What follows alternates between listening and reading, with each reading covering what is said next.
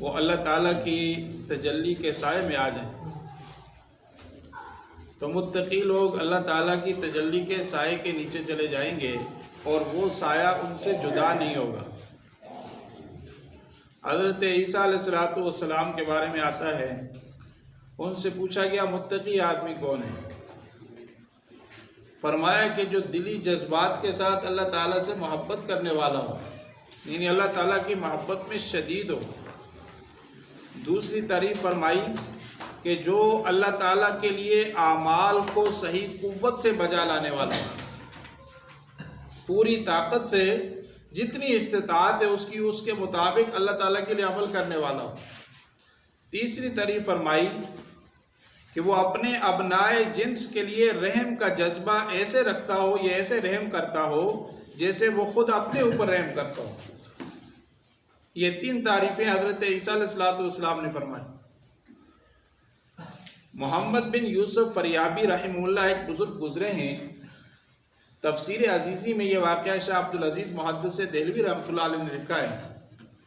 فرماتے ہیں کہ میں سفیان ثوری رحمۃ اللہ علیہ سے ملا تو میں نے ان سے پوچھا کیا وجہ ہے کہ آپ بہت مقبول ہیں، جہاں جاؤ آپ کی تعریف ہوتی ہے، آپ کی مدح ہوتی ہے، حالانکہ میں نے دیکھا کہ آپ رات کو اکثر حصہ سوتے ہیں، کچھ تھوڑی دیر جاگتے ہیں۔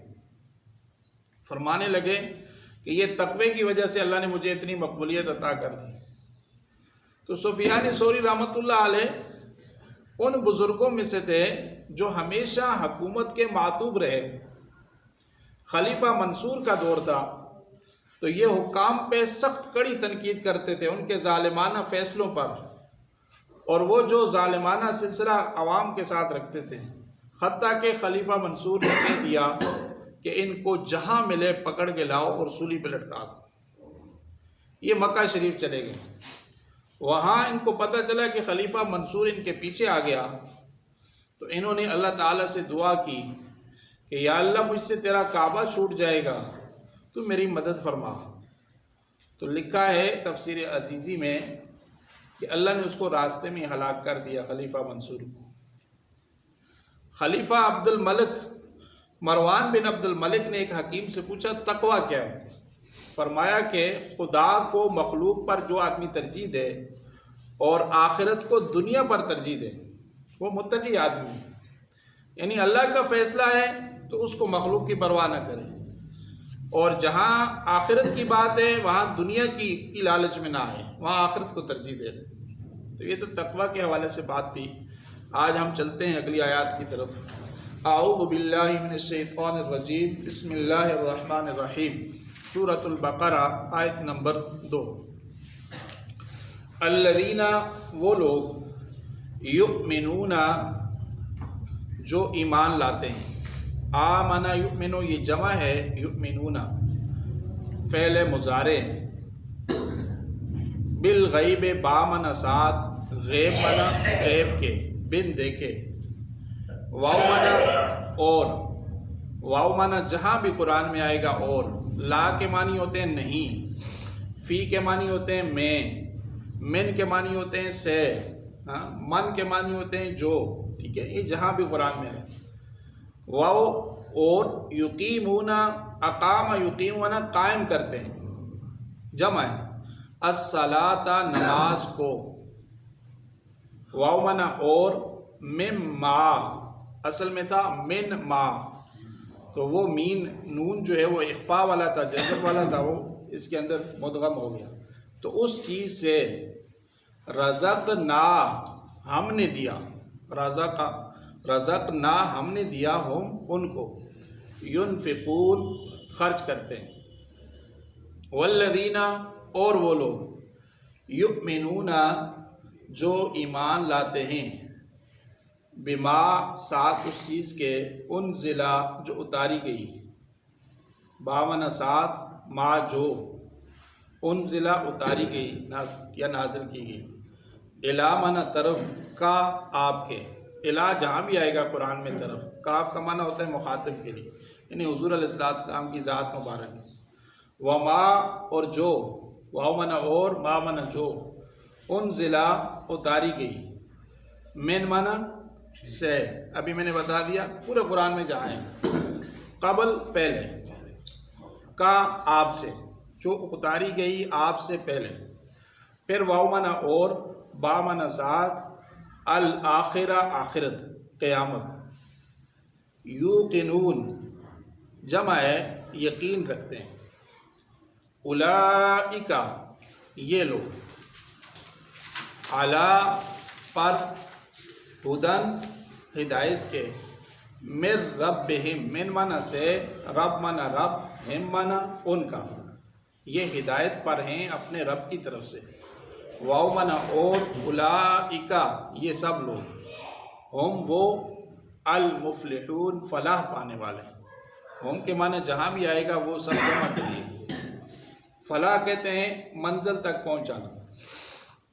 اب با محاورہ ترجمہ ہم کر لیتے ہیں، الذین یؤمنون بالغیب، متقین وہ لوگ ہیں جو ایمان بالغیب رکھتے ہیں، ویقیمون الصلاۃ اور نماز کو قائم کرتے ہیں، ومما رزقناہم ينفقون اور جو اللہ نے ان کو مال دیا ہے اس میں سے خرچ کرتے ہیں، والذین یؤمنون بما انزل الیک اور متقین وہ لوگ ہیں جو ایمان لاتے ہیں اس کتاب پر جو آپ پر نازل کی گئی یعنی قرآن پاک، وما انزل من قبلک اور جو آپ سے پہلے نازل کی گئی یعنی تورات، زبور، انجیل اور صحائف، وبالآخرۃ ھم یوقنون اور وہ آخرت پر یقین بھی رکھتے ہیں، اولئک علی ھدی من ربہم یہ لوگ ہدایت پر ہیں اپنے رب کی طرف سے، واولئک ھم المفلحون اور یہ لوگ فلاح پانے والے ہیں۔ اب اس کی ہم مختصر تفسیر کرتے ہیں جو عوام الناس کے لیے۔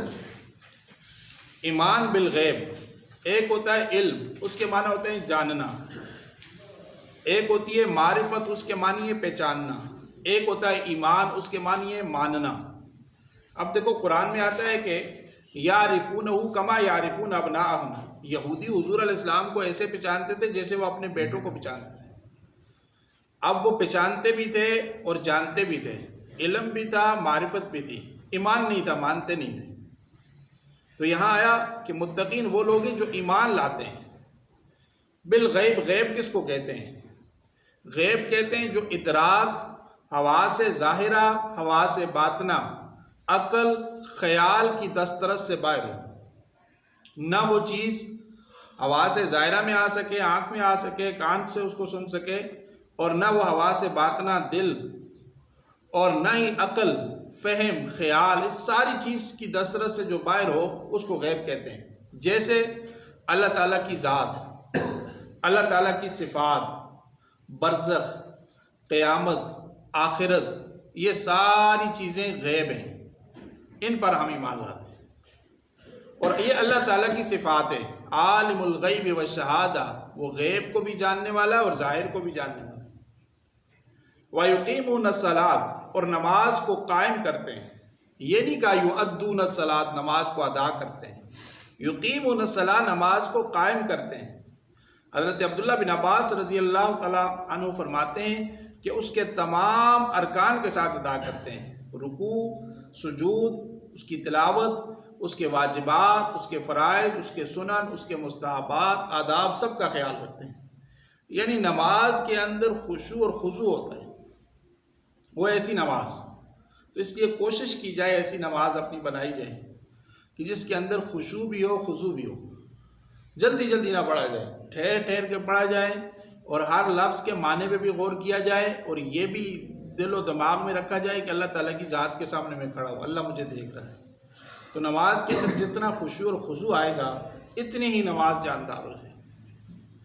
اور تیسری صفت فرمائی کہ وَمِمَّا رَزَقْنَاهُمْ يُنْفِقُونَ اور جو اللہ نے ان کو مال دیا اس میں سے خرچ کرتے ہیں۔ اس میں سے پہلی چیز خرچ کرنے کی وہ ہے زکوٰۃ، جو اللہ تعالیٰ نے فرض کی ہے۔ اس کے بعد ہے صدقہ فطر، اس کے بعد ہے قربانی، اس کے بعد ہے عام خیرات، عام خیرات جو ہم کرتے ہیں، نفلی صدقہ۔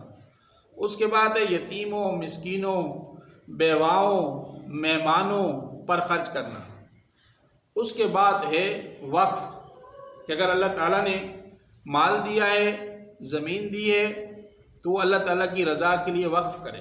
جیسے حدیث مبارکہ میں آتا ہے، حضرت عمر رضی اللہ تعالیٰ عنہ نے حضور اسلام کی بارگاہ میں عرض کی یا رسول اللہ صلی اللہ علیہ وسلم، میری زمین کا سب سے جو قیمتی حصہ ہے میں اس کو آخرت کے لیے وقف کرنا چاہتا ہوں۔ اللہ کے نبی نے فرمایا واقعتاً یہ تجھے آخرت میں فائدہ عطا کرے۔ تو سب سے جو مہنگا حصہ تھا اس کو اللہ کی رضا کے لیے وقف کر دیا، مسجد کے لیے، مدرسے کے لیے، اور اسی طرح مسجد بنانا یہ بھی انفاق فی سبیل اللہ ہے، پل بنانا یہ بھی انفاق فی سبیل اللہ ہے، حج کرنا یہ بھی انفاق فی سبیل اللہ ہے، عمرہ کرنا یہ بھی انفاق فی سبیل اللہ ہے، کسی دوسرے کو حج کروانا یا عمرہ کرانا یہ بھی انفاق فی سبیل اللہ ہے، حتیٰ کہ نفقات واجبہ مثلا بیوی بچوں پہ خرچ کرنا یہ بھی انفاق فی سبیل اللہ ہے، اپنے گھر کے ملازمین پہ خرچ کرنا یہ بھی انفاق فی سبیل اللہ ہے، اور اس کے علاوہ فرمایا کہ اللہ کی دین کی اشاعت کے لیے اللہ کے راستے میں 1 پیسہ دینا 10 گنا زیادہ ثواب ملتا ہے، اور ایک روایت میں آتا ہے 700 گنا اللہ زیادہ ثواب عطا کرتا ہے، یعنی اللہ کے راستے میں 1 روپیہ خرچ کرنا 700 گنا اس کا ثواب ملے گا۔ تو یہ سارے انفاق فی سبیل اللہ کے راستے ہیں، تو اللہ سے دعا ہے اللہ ہمیں بھی ان راستوں پہ خرچ کرنے کی توفیق عطا فرمائے۔ اس میں ایک نقطہ بیان کیا ہے کہ جو ہم نے ان کو دیا ہے، یعنی یہ جو آپ خرچ کر رہے ہیں یہ آپ کا ذاتی نہیں ہے، یہ اللہ کا دیا ہوا ہے، اللہ کے دیے ہوئے میں سے خرچ کرنا ہے۔ اور اگلی صفت فرمائی والذین یؤمنون بما انزل الیک، متقین کی یہ صفت ہے کہ وہ قرآن پر ایمان لاتے ہیں۔ جیسے میں نے بتایا ایک ہوتا ہے علم جاننا، ایک ہوتا ہے معرفت پہچاننا۔ علم اس کے بارے میں یورپ والے زیادہ رکھتے ہیں۔ میں نے بتایا اکثر کہ المنجد جو عربی کی سب سے بڑی ڈکشنری ہے وہ کسی مسلمان نے نہیں لکھی، جو مدارس میں بھی رکھی ہوئی ہے جس سے ہم فائدہ حاصل کرتے ہیں وہ عیسائی نے لکھی ہے۔ تو عربی تو وہ بھی جانتے ہیں، علم تو وہ بھی رکھتے ہیں، معرفت بھی رکھتے ہیں، لیکن ایمان نہیں لاتے۔ تو یہاں کیا کہا؟ متقین کی صفت یہ ہے کہ وہ ایمان لاتے ہیں قرآن پر، مانتے بھی ہیں اس کو، ٹھیک ہے۔ اور اس کی اگلی صفت نہ صرف قرآن کو مانتے ہیں بلکہ پہلی کتابوں کو بھی، تورات، زبور، انجیل، صحائف، اللہ نے جتنی کتابیں بھیجی ہم سب پر ایمان لاتے ہیں، لیکن عمل صرف قرآن پہ کرتے ہیں۔ وبالآخرۃ ہم یوقنون، اور آخرت پر بھی یقین رکھتے ہیں۔ یہ بنیادی عقیدہ ہے کہ مرنے کے بعد انسان ختم نہیں ہو جاتا، بلکہ ایک دن آئے گا کہ اللہ تعالیٰ ان قبروں سے انسانوں کو نکالے گا، ارواح دوبارہ ڈال دے گا، میدان محشر قائم ہوگا، last day of the world. ابھی تو الحمدللہ سائنس والوں نے بھی مان لیا ہے، بگ بینگ تھیوری، یہ کائنات نہیں تھی، ساری آپس میں جڑی ہوئی تھی، ایک دھماکہ ہوا الگ الگ ہو گئی، اور پھر وہ کہتے ہیں ایک دھماکہ ہوگا تو پھر یہ ختم ہو جائے گا، ایک نئی دنیا آ جائے گی۔ یہ ایک یہودی سائنٹسٹ نے اس پہ ریسرچ کی، مولانا طارق جمیل صاحب اپنے بیان میں فرما رہے تھے کہ مجھے اس نے ٹیلی فون کیا، کیا ہے یہ قرآن میں ہے؟ تو میں نے کہا ہاں قرآن میں ہے، 70ویں پارے سورہ انبیاء میں، اولم یر الذین کفروا ان السماوات والارض کانتا رتقا ففتقناہما۔ اس کا ترجمہ وہی ہے جو بھی میں نے بیان کر دیا، یہ سارا کچھ جڑا ہوا تھا، اللہ نے الگ الگ کر دیا۔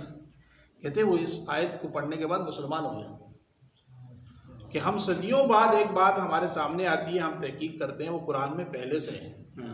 تو آخرت کا عقیدہ بنیادی عقیدہ ہے۔ ان صفات والوں کے لیے اللہ کی طرف سے انعام کیا ہے؟ اولئک علی ھدی من ربہم، یہ لوگ ہدایت پر ہیں اپنے رب کی طرف سے، واولئک ھم المفلحون، پکی بات ہے یہ لوگ فلاح پانے والے۔ اللہ تعالیٰ سے دعا ہے اللہ ہمیں کہنے سننے سے زیادہ عمل کی توفیق عطا فرمائے۔ آمین الحمدللہ رب العالمین۔ والعاقبۃ للمتقین والصلاۃ والسلام علی سید الانبیاء والمرسلین، اللہم صلی علی سیدنا محمد وعلی آل سیدنا محمد واصحابہ وبارک وسلم۔ جزا اللہ تعالی عنا محمد وهو اہلہ، نسأل اللہ العافیہ فی دینی و دنیای و اہلی و مالی، اللہم استر عوراتی و آمن روعاتی، وصلی اللہ تعالی علی خیر خلقہ محمد و آلہ و اصحابہ و آل بیتہ اجمعین، آمین۔